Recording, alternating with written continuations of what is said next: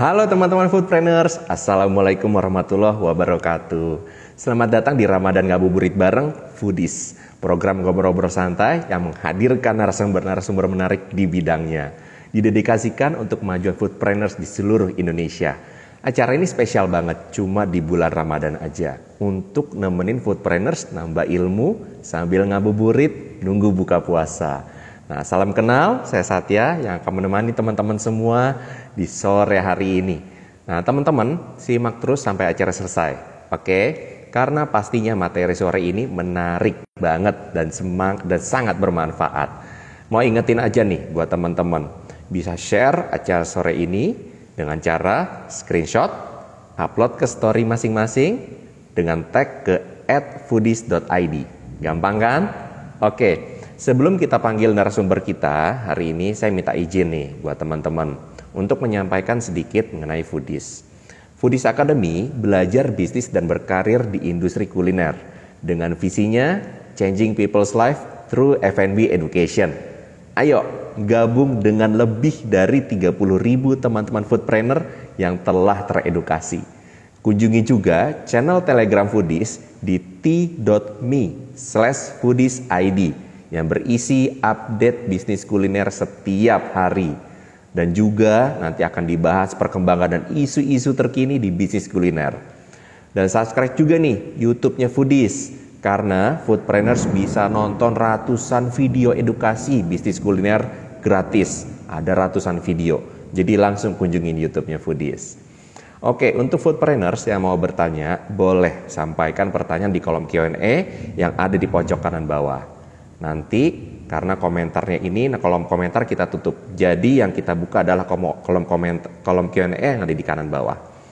Oke, teman-teman, ini sambil nunggu narasumber masuk, saya invite dulu narasumbernya. Boleh nih, salam-salam di kolom komentar, say hi, dari mana bisnisnya, udah berapa lama berjalan, dan saling kenalan aja. Siapa tahu dari teman-teman bisa kolaborasi. Oke, saya undang dulu nih Mbak Dian Malinda. Ya, teman-teman silakan komen di kolom chat, kenalan, siapa tahu teman-teman bisa kolaborasi. Sementara saya undang dulu Mbak Dian. Halo Mbak Dian. Ya, suaranya agak kresek-kresek nih. Oke, kalau sekarang? Ya, belum kedengeran nih Mbak suaranya. Halo? Oke. Halo, sekarang udah kedengaran? Ya, halo. Nah, oke, udah jelas nih. Udah jelas ya? Iya, suara saya kedengeran Mbak Dian? Agak putus-putus nih. Oh, putus-putus. Nah, Halo, coba saya lihat sinyalnya dulu. Lancar kalau di saya. Mbak Dian gimana? Lancar gak? bentar. Saya putus-putus apa enggak nih? Udah mulai lancar, Mas. Udah. Oke, Ya. mungkin sambil kenalan aja ya. Jadi saat ini sudah hadir nih narasumber kita. Sore ini akan kita tanya-tanya Mbak Dian Malinda. Nah, Mbak Dian ini adalah former GM operasional brand kuliner terkenal. Brand kuliner yang terkenal secara nasional. Dan juga telah mendirikan dan mengelola bisnis kuliner dari nol Mbak, hingga puluhan cabang. Nah, halo Mbak Dian. Suara saya jelas? bentar, Mas. Ya, oke. Ya, Kayaknya teman-teman ini boleh sinyal nih deh sambil buat saya. komen-komen, kenalan. Ya, gimana Mbak Dian? Saya ganti sinyal dulu ya. Kayaknya ini Oke, putus-putus. sip.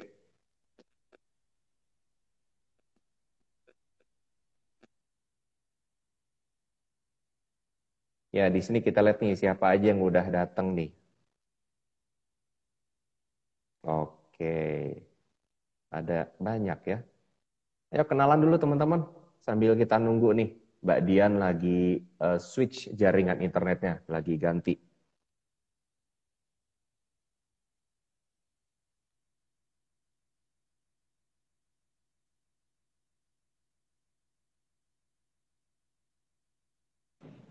Oke, kita undang lagi ya teman-teman Mbak Dian nih. Mohon maaf nih ada sedikit kendala teknis, internetnya ada terkendala. Oke. Nah, oke. Halo, Mbak Dian. Oke, Halo, sekarang udah lebih lancar lancar nih. ya? Oke, Iya, oke. udah lancar. Oke, Mbak Dian gimana kabar hari ini? Ini luar biasa ya di bulan puasa, sharing ilmu bareng teman-teman bisnis kuliner. Dari Sabang sampai Alhamdulillah. Merauke bisa ngeliat nih. Alhamdulillah baik Mas Satya. Ya. Gimana nih Kak Oke, kabarnya Mas Satya nih? ya alhamdulillah baik. Tetap semangat ya Mbak ya, menjelang buka nih. Kita sharing-sharing ilmu. Oke, nih Oke. teman-teman. Jadi topiknya sore ini kita akan bahas bareng Mbak Dian. Topiknya ini keren banget. Jadi gimana sih cara, ini 5 cara yang dapat ngebantu teman-teman untuk mencegah dan mengurangi food waste. Nah, jadi gimana nih caranya mencegah makanan sisa supaya nggak kebuang, sayang kan, mubazir.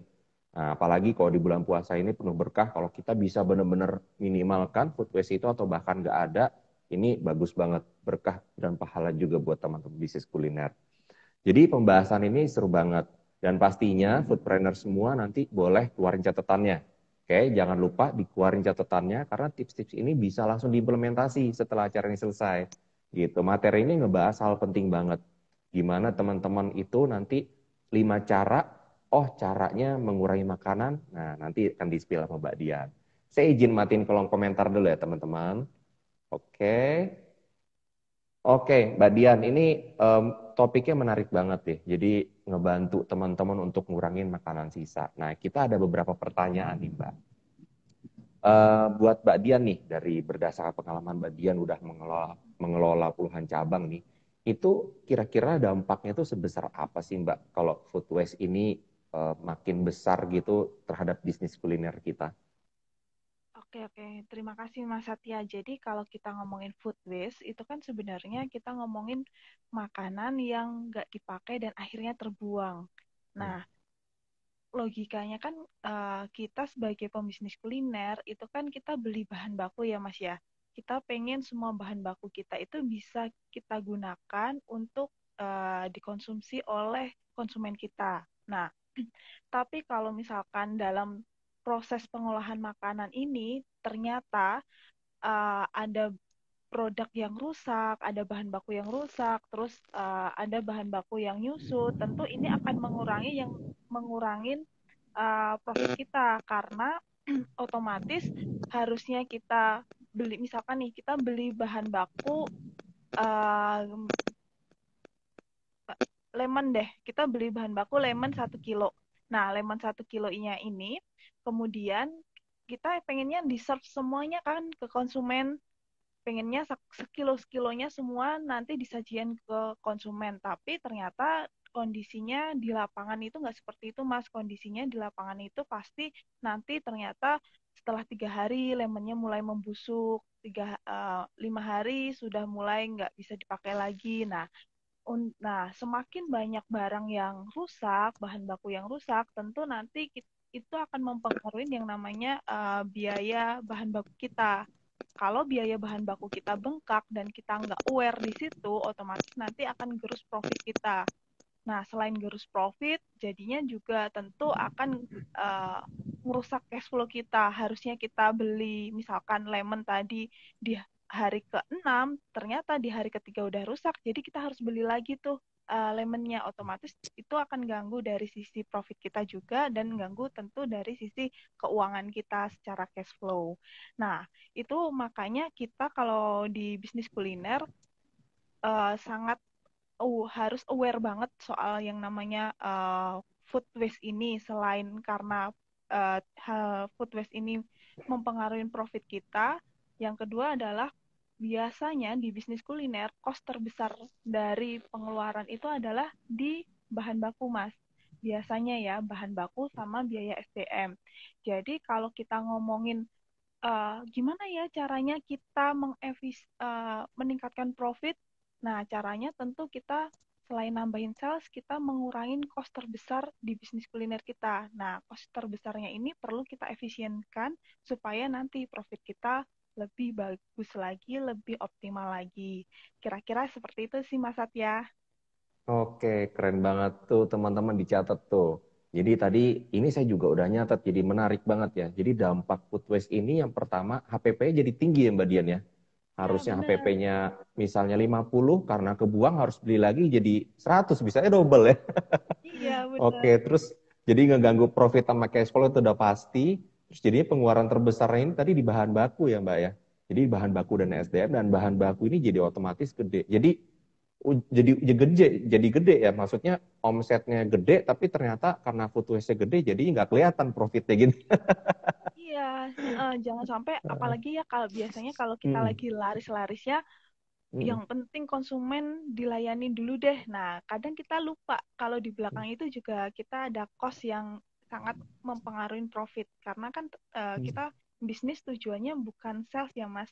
Kita bisnis tujuannya supaya dapat untung. Salesnya bagus juga percuma kalau kita nggak bisa dapat untung gitu. Jadi ketika mall itu traffic tinggi ataupun traffic-nya sedang, teman-teman udah punya takaran nih, food waste maksimalnya berapa di bisnis kulinernya gitu, Mas. Oke, menarik banget ya. Jadi jangan sampai nih teman-teman omsetnya gede, profitnya minus. Oke, makasih Mbak Dian, keren banget. Oke, ini ada pertanyaan berikutnya nih. Apa aja sih Mbak Dian yang bisa penyebab yang bisa terjadi food waste ini, selain faktor tadi udah disebutin Mbak Dian selain itu? Nah, sebenarnya kalau secara garis besar, faktor yang mempengaruhi dari food waste itu dari tiga hal ya, kalau kita ngomongin garis besarnya. Pertama tentu dari karyawannya. Nah, karyawan itu melingkupin apa? Nah, karyawan itu melingkupin misalkan mereka nggak tahu nih bahan baku ini cara nerimanya gimana. Nah, mereka nggak paham cara nerima bahan baku. Karena ketika kita ngomongin food waste, itu pasti diawali dari kita nerima bahan bakunya. Nah, bahan baku itu yang kita terima itu harus sesuai standar. Misalkan kalau tomat, tomatnya harus yang masih segar, warnanya masih merah tapi bukan merah yang keriput. Nah, itu tuh tim kita atau karyawan kita harus mulai tahu nih ketika nerima barang, mereka harus detail ngecek dari kualitas bahan baku itu. Kalau timnya aja asal-asalan nerima barang, nah resiko barang rusak di gudang kita atau di kitchen kita pasti akan jauh besar. Nah, jadi saran saya edukasi tim kita supaya mereka itu tahu standar penerimaan barang, terus tahu standar nyimpen barangnya, seperti itu, Mas. Nah, yang kedua, contohnya masih di karyawan ya, contohnya itu mengenai indisipliner. Nah, itu pasti sering banget terjadi apalagi kita orang operation ya. Waduh, buru-buru nih ada pesanan, ya udah asal tanda tangan surat jalan, barang terima, supplier pergi. Nah, itu sering banget tuh kejadian dulu.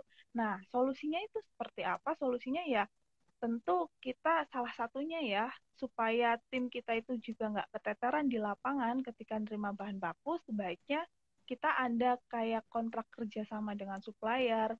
Kalau ngirim bahan baku di jam-jam low trafficnya, misalkan pagi hari, terus jangan sampai di jam makan siang baru barang dikirim. Nah, kalau itu adalah langkah yang bisa kita lakukan untuk menghindari tim jadi indisipliner. Nah, hal-hal tersebut perlu kita strategi ini sebagai business owner. Nah, yang ketiga, kalau contoh mengenai karyawan itu adalah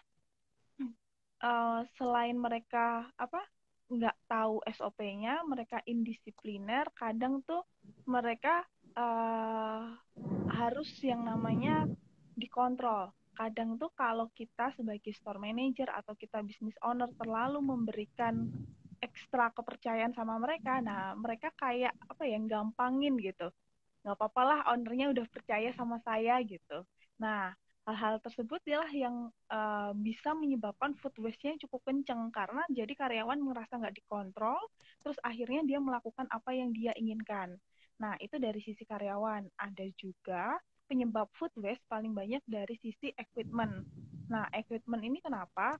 Misalkan nih Mas, kita jualan jus deh, kita jualan jus sebagian, dan buah-buahnya sebagian kita simpan di freezer dan di chiller.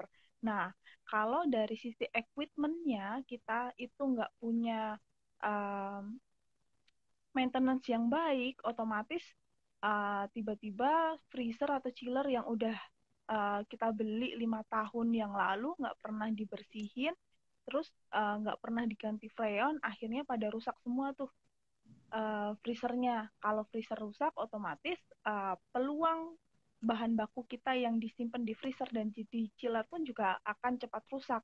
Nah, hal ini pasti PR-nya double.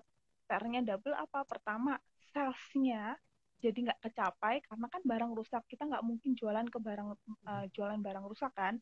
Nah, itu satu. Kita nggak akan dapat sales. Yang kedua, otomatis itu kita beli bahan baku pakai uang. Nah, kalau barangnya rusak berarti uang tersebut kita buang dengan sia-sia. Nah, yang ketiga, kita keluar cost yang lebih besar dengan kita maintenance freezer dan chiller. Kita keluar budget untuk maintenance. Nah, keluar budget maintenance itu kan kadang nggak bisa kita prediksi nominalnya berapa. Jadi sebaiknya kalau kita punya equipment yang kita anggap itu equipment mahal, kita anggap itu equipment yang krusial terhadap bisnis kuliner kita, perlu banget kita untuk ngelakuin maintenance secara berkala. Dan pembersihan itu harus secara berkala, supaya tadi kita bisa meminimalisir 3 cost yang akan kita keluarkan kalau barang itu rusak. Nah, yang kedua masih mengenai equipment. Nah, jadi kadang kalau kita salah forecastingin bahan baku, kita kebanyakan forecast, kita kebanyakan beli, dampaknya adalah fasilitas atau equipment untuk nyimpen barangnya itu nggak ada. Jadi misalkan nih, apalagi ini mendekatin lebaran itu biasanya beberapa vendor tutup, terus kita diminta untuk buffer sampai setelah lebaran. Mbak, belinya seminggu ya, soalnya saya mau libur lebarannya seminggu gitu. Berarti kan kita nyimpen bahan baku seminggu di gudang kita. Nah, untuk nyimpen bahan baku seminggu di gudang kita itu cukup beresiko.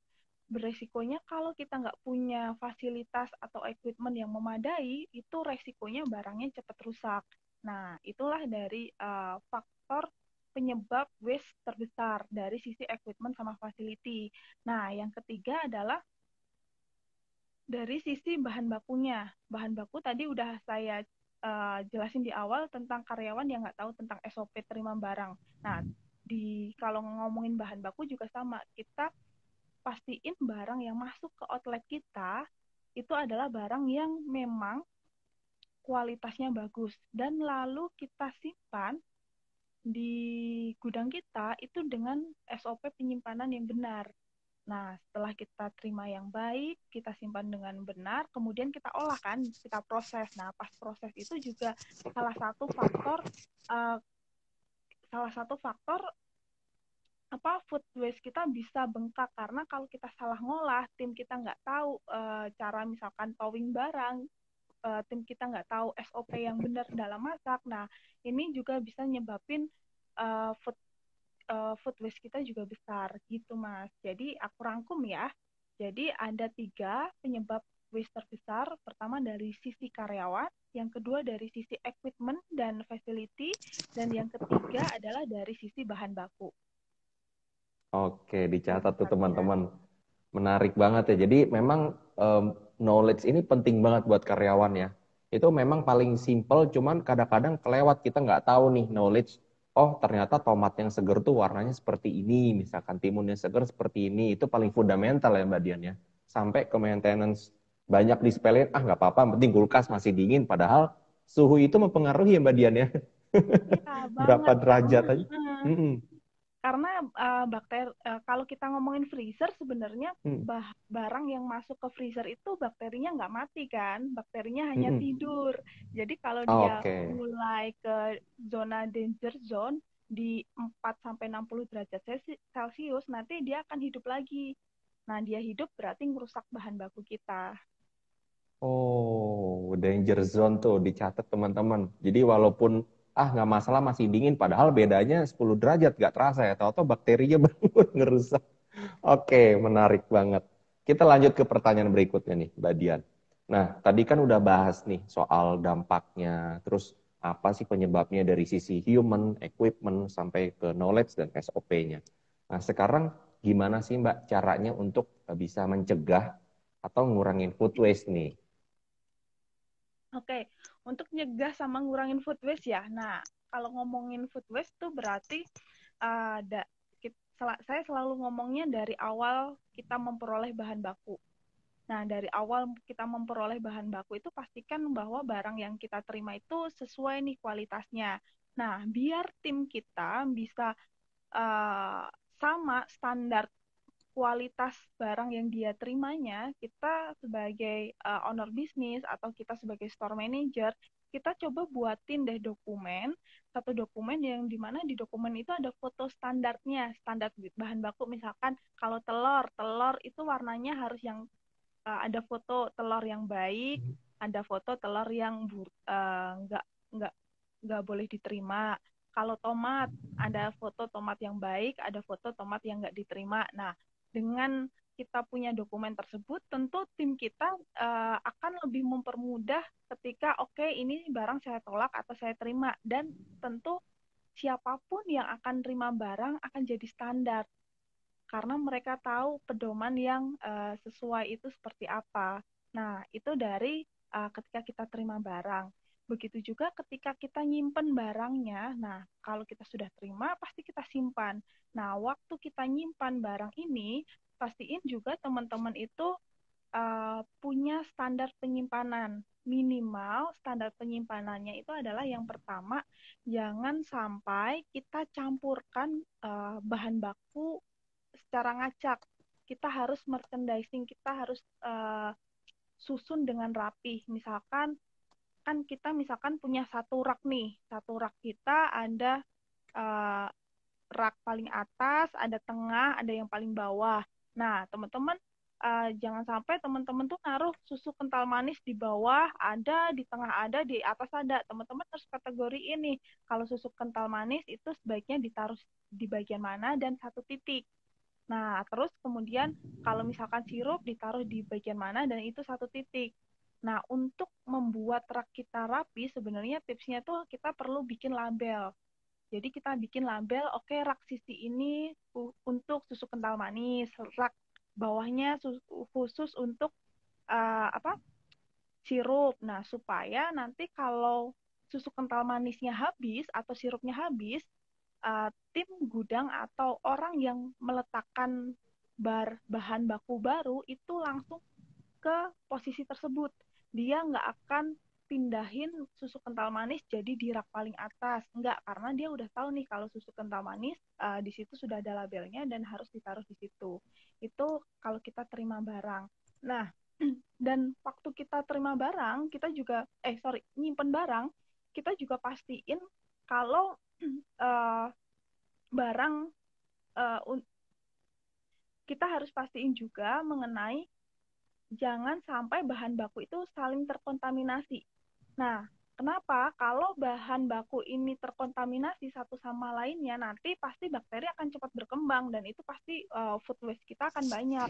Nah, gimana caranya supaya bahan baku itu nggak mudah terkontaminasi? Sebenarnya kita bisa klasifikasi berdasarkan kategorinya. Misalkan yang pertama adalah bahan baku dry atau bahan baku kering.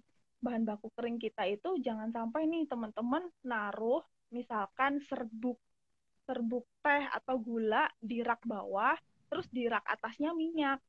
Nah, kenapa itu nggak boleh? Bukannya nggak boleh, tapi disarankan malah dibalik. Takutnya nanti ada yang minyak yang bocor, terus netes ke gula atau ke tepung, itu kan jadi food waste, jadi nggak bisa dipakai tepung dan gula kita. Nah, itu dari sisi dry. Jadi kita harus paham ya, mana yang beresiko bahan baku yang beresiko pecah, rusak itu lebih baik ditaruhnya di bawah. Terus yang kedua dari bahan baku chill atau bahan baku segar, misalkan sayuran nih. Nah, kalau kita ngomongin kondisi ideal, harusnya sih sayuran freezer chiller sayuran dipisah dengan chiller daging atau ayam. Tapi kan kita nggak bisa ya nganggap itu kondisi harus seperti itu karena kan nambah chiller itu pasti nambah cost. Yang kedua pasti space-nya juga bakal lebih sempit. Jadi kalau kita punya bahan baku di chiller, kita susun bahan bakunya supaya meminimalisir kontaminasi silang. Misalkan sayur ditaruh di rak atas chiller, terus kemudian kalau daging, ikan saat ditowing ditaruhnya di chiller bagian bawah sehingga uh, pastiin nggak ada kontaminasi, misalkan tetesan daging turun ke sayur gitu. Nah, selain itu uh, tadi yang di chiller, selain kita pisahin, pastiin juga ketika bahan masuk ke dalam chiller itu dalam kondisi tertutup rapat. Kita bisa kasih tuh box-box kayak lock and lock, tapi dia mungkin yang versinya lebih affordable ya buat teman-teman. Nah, itu bisa dipakai untuk mengurangi atau meminimalisir yang namanya food waste atau kontaminasi silang.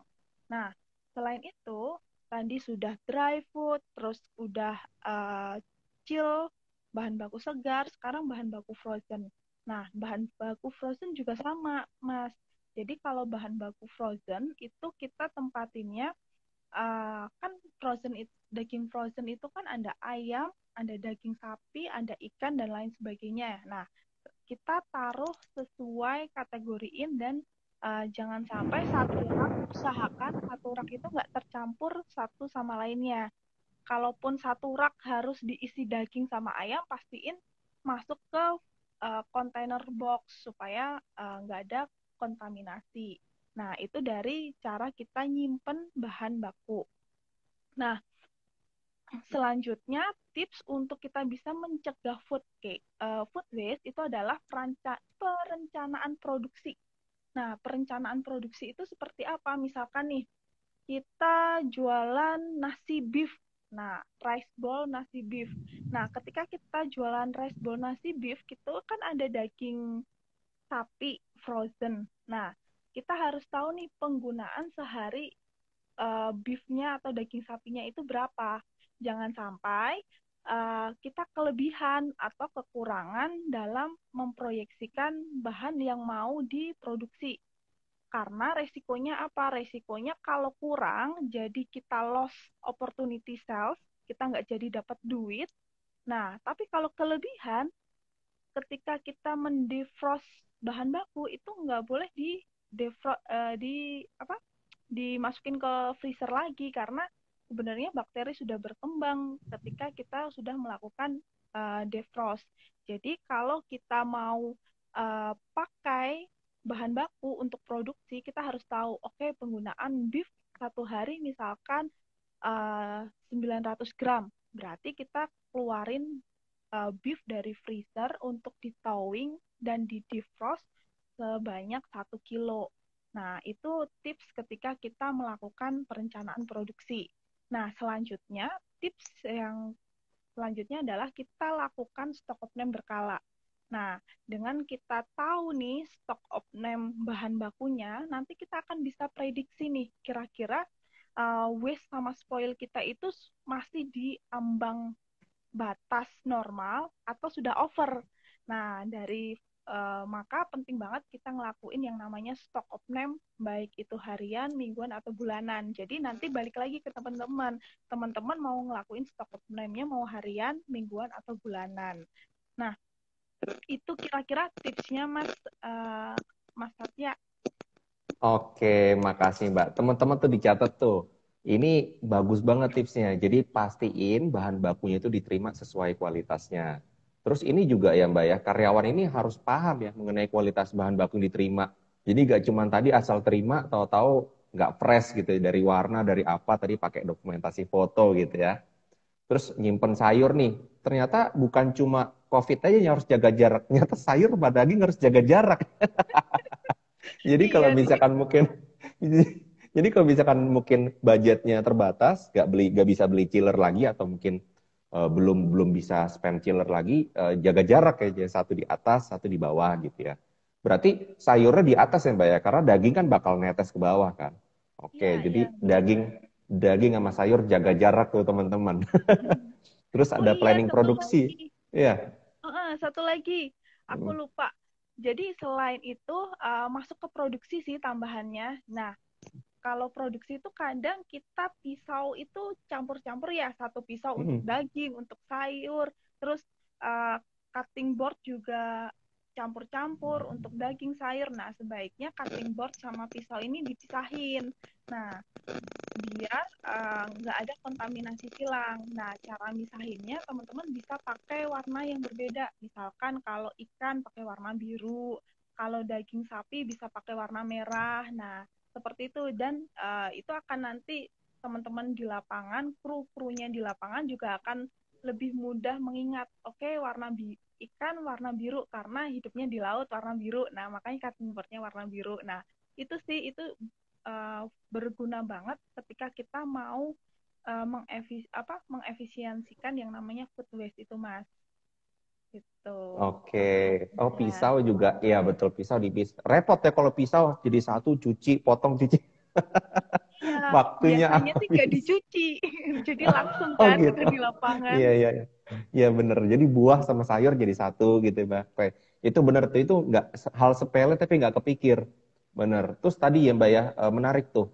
Gimana cara kita memplanning produksi untuk dijadiin bahan baku setengah jadi ya.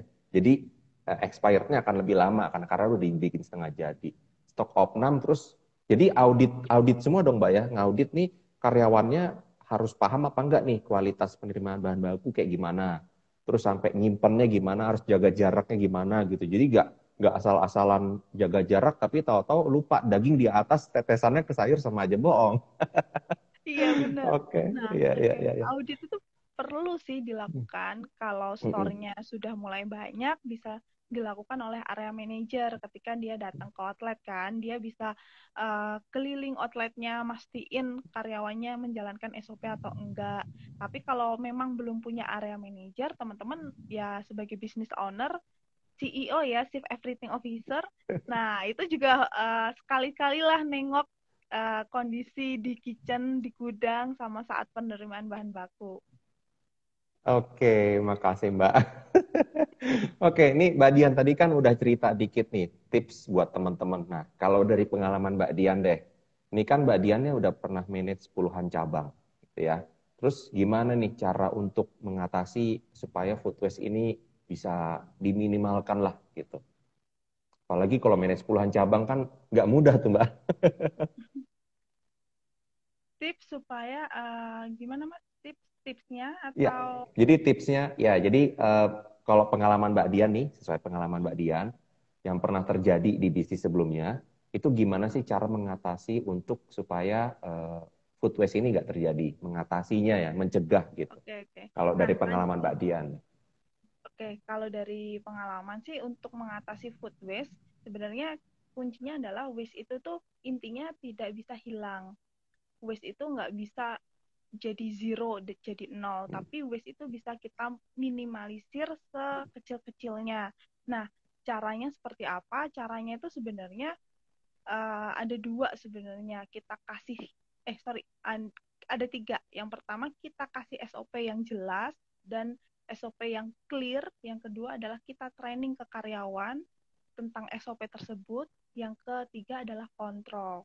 Jadi percuma kalau kita punya SOP yang cukup banyak, kita punya ratusan SOP, tapi SOP itu nggak pernah ditrainingin ke karyawan kita, cuman sebagai dokumen di kantor atau menu-menuhin memori di laptop. Nah, itu percuma banget. Nah, kita perlu nih semua SOP itu kita trainingin ke karyawan kita. Meskipun kalau misalkan teman-teman punya ratusan SOP, sebenarnya nge-trainingnya bisa berkala. Misalkan sehari SOP di trainingin satu, sebulan udah dapat 30 SOP yang hafal. Nah, butuh misalkan 3 bulan untuk bisa mendeliver semua SOP itu. Jadi, bikin training yang memang trainingnya itu bisa berdampak ke tim di lapangan. Jangan sampai kita saking pengen buru-buru terimplementasiin sehari di lapangan itu harus ngafalin SOP sampai 5-10 SOP setiap hari. Nah, itu nggak akan efektif. Mending sedikit tapi rutin dan konsisten untuk ditrainingin di lapangannya. Nah, yang ketiga adalah sistem kontrol. Nah, kalau sistem kontrol itu kita sudah melakukan training, itu kita wajib cek cek di lapangannya diimplementasiin atau enggak. Nah, teman-teman nanti bisa nih kasih reward sama punishment ke timnya di lapangan. Kalau misalkan mereka ngelakuin dengan baik, berarti teman-teman kasih reward. Kalau emang sengaja mereka nggak ngelakuin sama sekali, nah teman-teman juga bisa kasih punishment. Nah, reward sama punishment-nya sendiri sebenarnya perlu disepakatin antara manajemen seperti apa gitu sih, Mas. Pengalaman dulu Oke, sih harus tiga-tiganya ya, ya, ya. yang harus disiapkan supaya kita bisa minimalisir yang namanya waste. Oke, menarik tuh dicatat tuh teman-teman. 3 poin tadi ya. Oke, Mbak Dian kalau terkait tadi itu, kan manage puluhan cabang nih banyak banget. Nah, ada nggak sih TIC atau orang yang bertanggung jawab untuk mengatasi ini supaya nggak terjadi food waste? Atau mungkin mengawasi stoknya kah? Atau mungkin keliling-keliling cabang gitu ya? Apalagi kalau cabangnya puluhan kan nggak mungkin nih si CEO-nya yang kontrol sama bisa pingsan. Silakan Mbak.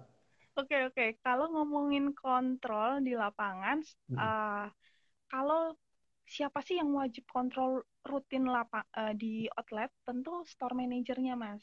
Store manager itu yang dia punya tanggung jawab besar terhadap kelangsungan bisnis di outlet itu, terhadap salesnya, terhadap profitnya. Jadi store manager inilah yang dia punya peranan penting banget untuk ngejaga dan meminimalisir yang namanya food waste.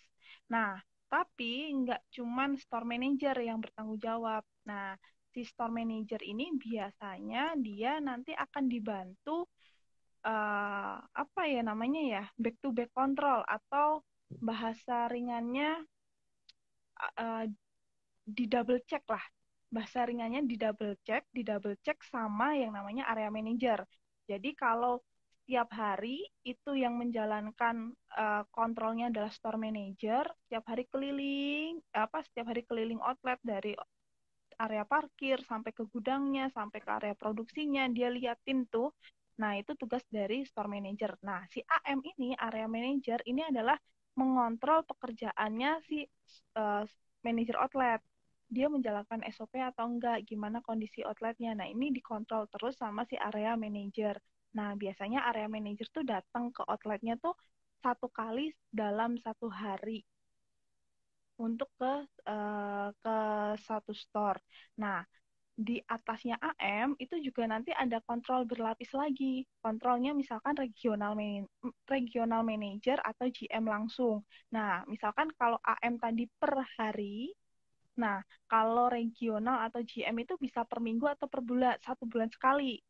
Nah, itu kunjungin tuh outlet-outletnya, beneran mereka menjalankan SOP atau enggak, beneran mereka disiplin atau enggak. Nah, itu kita sebagai regional manager atau GM juga harus ikut turun. Nah, direktur pun sebenarnya kalau bisa itu wajib turun, wajib melihat di lapangan minimal 3 bulan sekali, tergantung banyaknya cabang tentu ya Mas ya.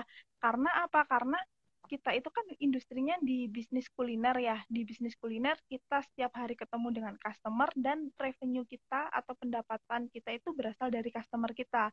Kalau dari manajemen tidak tahu insight di lapangan apa yang diinginkan konsumennya itu nggak tahu, nah nanti sustainability dari bisnis kita juga nanti bisa dipertanyain.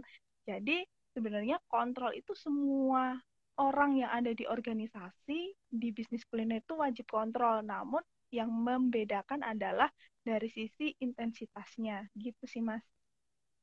Oke, makasih Mbak Dian. Menarik banget ya tadi gimana tuh cara memanage ada puluhan cabang, tapi supaya nggak terjadi food waste. Oke, nah Mbak Dian ini kalau tadi bicara store manager, itu biasanya store manager itu handle berapa outlet atau memang dia hanya khusus di bagian gudang, gudang cabang, gudang pusat atau gimana nih Mbak? Pembagiannya ya secara struktur gitu. Mungkin boleh di-spill dikit nih. Oke, kalau ngomongin store manager, otomatis pembagian tugasnya adalah dia itu sebagai penanggung jawab di outlet itu secara keseluruhan. Jadi A to Z tentang outlet itu dia wajib tahu. A to Z-nya misalkan mengenai service, quality, cleanliness, itu dia wajib paham, dia wajib punya standar sebagai store manager. Nah, karena apa? Dari menjaga service quality cleanliness, sebenarnya goals utama store manager itu adalah sales sama profitability. Nah, itu makanya kalau kita ngomongin food waste, tanggung jawab siapa? Ntar, ditarik mundur. Kalau food waste besar, resikonya nggak profit. Nah, profit ini tanggung jawab store manager. Berarti semua hal yang ada di outlet atau di restoran itu semuanya tanggung jawab dari store manager gitu sih, Mas. Oke, jadi tergantung ya si store manajernya apakah handle satu atau dua outlet dari besar outlet juga kali ya. Iya, Atau kalau mungkin itu ada sih. standar nih dari Mbak Dian, standar baku sebaiknya seperti apa gitu. Nah, kalau itu sih tergantung dari tipe bisnis kulinernya sendiri sih, Mas. Beda-beda ya. Ada yang satu outlet pegang satu, dipegang satu outlet manager. Ada juga yang outlet manager itu pegang 2 sampai 3. Nah, itu tergantung dari kebijakan masing-masing perusahaan. Karena mungkin beda ya ketika saat ini modelnya misalkan minuman kekinian di mana dia open booth ataupun dia punya small outlet di mana karyawannya cuma 5. Nah, itu kan kadang Anda yang berpikir, oh belum butuh nih store manager kalau karyawannya cuma 5 gitu. Butuhnya misalkan store manajernya satu store manager handling 2 outlet, jadi handling 10 orang. Nah, mungkin ada beberapa yang memiliki kebijakan seperti itu. Ada juga sih sebenarnya yang cuma 5 outlet tapi masukin RM juga ada. Jadi kebutuhan outlet manager atau restoran manager itu tentu perlu teman-teman pertimbangin dengan teman-teman itu mensimulasikan kira-kira cost-nya itu masuk atau enggak dan masuknya di angka berapa gitu, Mas. Oke, makasih nih Mbak Dian. Nih semoga teman-teman pebisnis kuliner udah mencatat dan bisa langsung diimplementasi, selesai acara ini langsung dieksekusi. Oke, Mbak Dian, sekarang kita ngejawabin pertanyaan nih. Ada di kolom Q&A yang masuk. Oke, ini ada pertanyaan menarik nih Mbak Dian. Bagaimana caranya saya cek waste, food waste yang punya saya kalau bahan baku saya susah dihitung? Kayak minyak, tepung, selai. Nah ini menarik nih Mbak.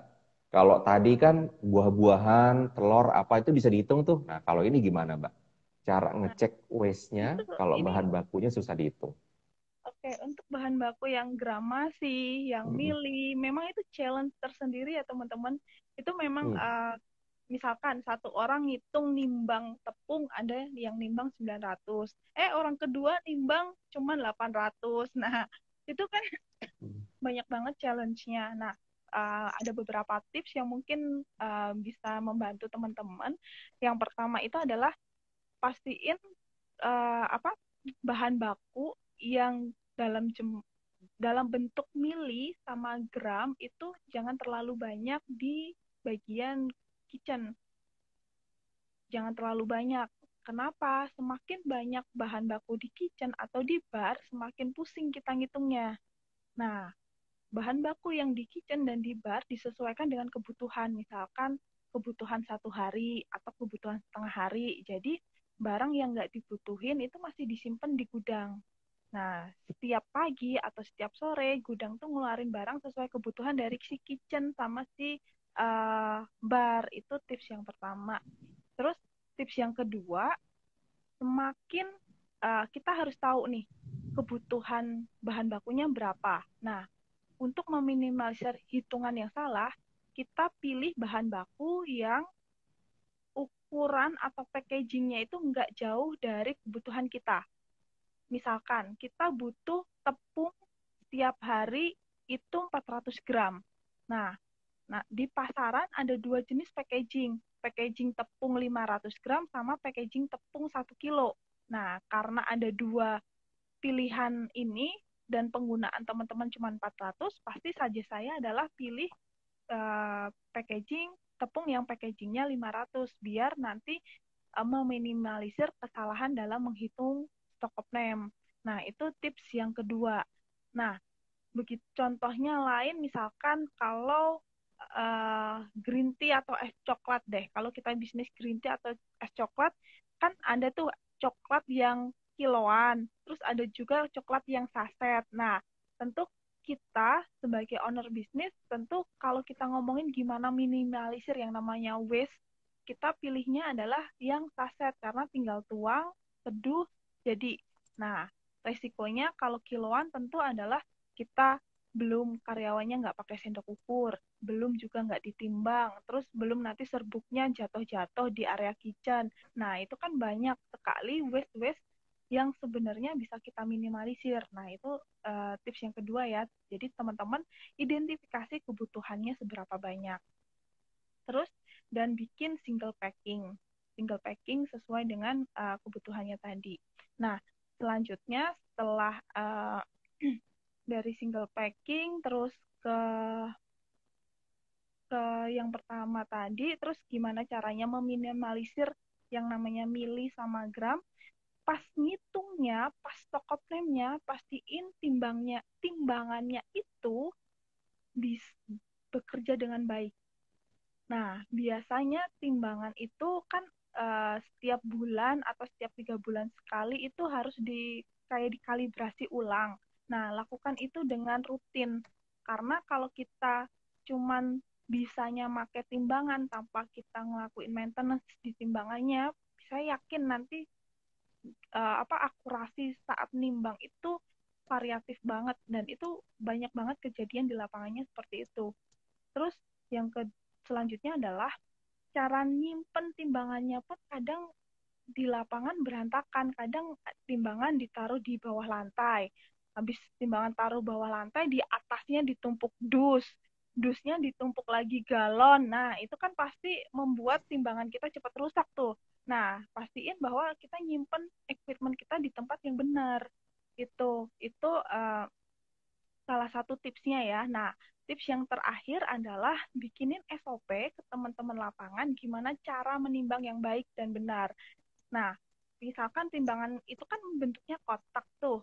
Nah, di titik mana sih barang itu harus kita letakin, di tengah kah, di pinggir Pak, di bagian pojok kanan, bagian pojok kiri. Nah, kita bikinin standarnya. Karena tentu kita nimbang di bagian pinggir timbangan sama di tengah biasanya hasilnya beda. Nah, makanya teman-teman bisa bikinin SOP supaya tim di lapangannya paham bagaimana cara menimbang yang benar gitu, Mas. Oke, makasih Mbak Dian. Tadi menarik tuh. Jadi balik lagi ke equipment ya. Bukan cuman freezer, chiller, itu semuanya harus dicek tuh. Sampai ketimbangan juga harus dikalibrasi. Itu benar tuh. Kok kalau timbangannya ngaco, HPP-nya ngaco juga. Jadinya ujung-ujungnya jadinya boncos ya. Ini bahaya. Jadi sampai nyimpen equipmentnya juga iya tuh saya juga banyak lihat tuh. Timbangan harusnya buat nimbang sayur gitu ya atau yang barang-barang berat tuh ditindih apa gitu. Habis itu dibuka, dinolin lagi, dipikir udah kalibrasi kan, padahal itu malah ngerusak. Iya, benar-benar, Mas. Oke, baik nih, menarik banget dicatat teman-teman. Tadi seru banget tuh obrolan kita sore ini. Jadi teman-teman catat tadi ada banyak banget tipsnya dan langsung diimplementasi habis ini teman-teman. Nah, ini buat teman-teman semua nih. Ini saya mau spill info menarik buat teman-teman pebisnis kuliner. Jadi gini teman-teman, udah ada 1.000 alumni lebih yang udah ikut kelas memulai bisnis kuliner. Nah, ini namanya memulai bisnis kuliner dari nol atau disingkat MBK. Nah, saat ini Foodies udah memasuki angkatan ke-20. Mulai dari brand seperti Haus, terus ada Warung Steak, ada Kabubs, ada macam-macam lah. Nah, ini udah berkembang sangat besar karena mereka pernah ikutan kelas membangun bisnis kuliner dari Foodies ini.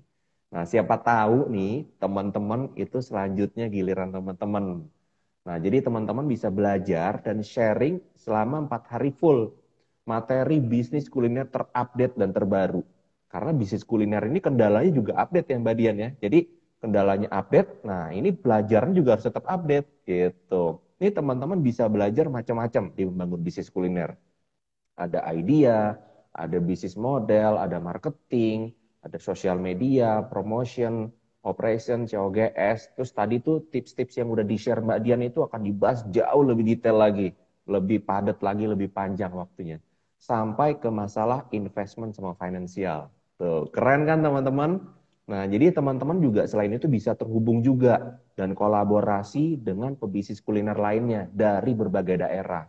Karena kelas ini acaranya offline, di mana 4 hari full day dari tanggal 18 sampai 21 Mei 2022 di Jakarta. Nah, jadi kesempatannya ini terbatas, langsung teman-teman daftar. Langsung daftar di foodies.id/mbk20. foodies.id/mbk20. Nanti kita tulis di caption. Oke, ini Mbak Dian, materi sore ini keren banget. Terima kasih udah sharing. Mungkin sebelum kita tutup, ada closing statement nggak nih, Mbak Dian? Gimana sih terkait topik ini ya, supaya teman-teman bisa lebih semangat lagi untuk mengimplementasi, food waste ini harus diminimalisir. Gitu. Silakan, Mbak Dian. Oke, Mas Satya. Jadi tadi ya, food waste itu adalah bagian dari cost terbesar di bisnis kuliner kita. Nah, cost itu adalah cost HPP atau COGS, harga pokok produksi. Nah, semakin kita bisa meminimalisir food waste, tentu nanti profit kita akan naik. Dan goals kita sebagai pembisnis kuliner itu adalah profit ya. Jadi, kalau kita fokus ke masalah utamanya apa, kita beresin supaya profit kita naik. Nah, untuk food waste sendiri, teman-teman nggak usah khawatir, nggak usah terlalu jadi parno, karena food waste itu nggak akan bisa nol. Food waste itu pasti ada, tapi gimana caranya kita improvement setiap harinya untuk meminimalisir yang namanya food waste supaya profit kita bisa naik. Itu Mas Satya buat teman-teman. Oke, keren banget. Terima kasih nih Mbak Dian. Oke, ini sebelum kita tutup, kita foto bareng dulu ya. Jadi teman-teman nanti langsung screenshot. Mungkin diam 5 detik. Oke, kita hitung ya. 3, 2, 1. Diam 5 detik. Silakan teman-teman, kita foto bareng.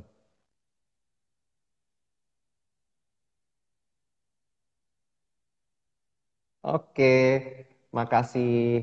Makasih Mbak Dian atas waktunya ya. Dan teman-teman juga makasih udah nonton. Nih semoga sesi sharing hari ini bermanfaat buat Mbak Dian juga sekeluarga. Dan buat teman-teman pebisnis kuliner juga banyak dapat manfaat. Gimana sih cara meminimalisir food waste. Memang nggak bisa nol. Kesempurnaan hanya milik Tuhan. Tapi kita bisa ikhtiar ya Mbak Dian. Untuk bisa Iya. meminimalisir food waste. Jadi Oke. ikhtiar supaya nggak mubazir. Gitu. Oke, makasih Mbak Dian buat teman-teman juga bisnis Mas. kuliner. Sampai Iya. ketemu ya di Ramadan Oke. Ngabuburit bareng Foodies Ya. berikutnya. Oke, Maju terus makasih. bisnis kuliner Indonesia. Makasih Mbak Dian, teman-teman. Ya, Mas. Wassalamualaikum warahmatullahi wabarakatuh. Waalaikumsalam warahmatullahi wabarakatuh.